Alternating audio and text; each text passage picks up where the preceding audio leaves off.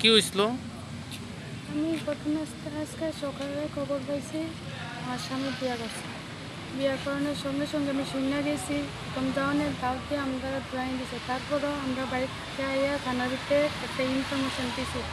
থানার ভিতরে কাগজ জমা দিয়ে সেটা এবারে বাড়িতে গেছি। আবার বাড়ির যাওয়ানে আমার বাসুর দেওর জামাই মিল্লা 3 জন মিল্লা আমারে আমার মেয়ের মাইরে আহত করছে। তারা আমার বাড়ির দিকে ঢুকতে তাদের নাম দিছে না। কি? একদম বাসুরের নাম হয়েছে ওহিদ মিয়া, দেওরের নাম ফরাদ মিয়া আর কাবিল হোসেন স্বামী।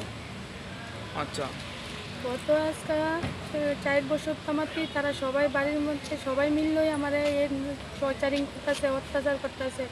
আমি মুখ বুঝিয়া মেয়ের দিকে চাইয়া ছেলের দিকে চাইয়া মুখ বুঝিয়া সব কিছু মাইনা নিয়েছি, সহ্য করে নিছি। বিয়ে হয়েছে কত বছর হয়েছে? বিয়ে হয়েছে আজকে 25 বছর হয়েছে। আচ্ছা, এখন কি হে আরেকটা বিয়ে করছে?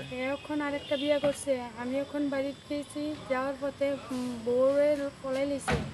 বউরে লুকে এসে এবারে পাড়ার মানুষের ডাইকাই না, এবারে পাড়ার মানুষের কাছে সামনে রেখে তারা আমার এই মাইক দুধটা করছে। আমার বাসুরে এসে মারছে, দেওরে মারছে, আমার জামাই কোনো মারছে না? আমার হাতে পাড়ি দিছে। এবারে বাসুরে চুলো দুইটা পালাই দিছে, দেওরও চুলো দুইটা গুছাইছে পিঠের মধ্যে।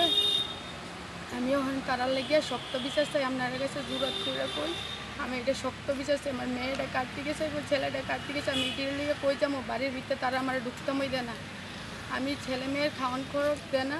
তাই এই জন্য আমি একটা কত বছর ধরে চলছে এই বিষয়টা? আজকে 4 বছর তো আমার দিয়ে চলছে। এই মাইক দূর করতেছে।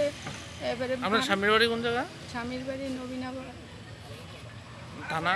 থানা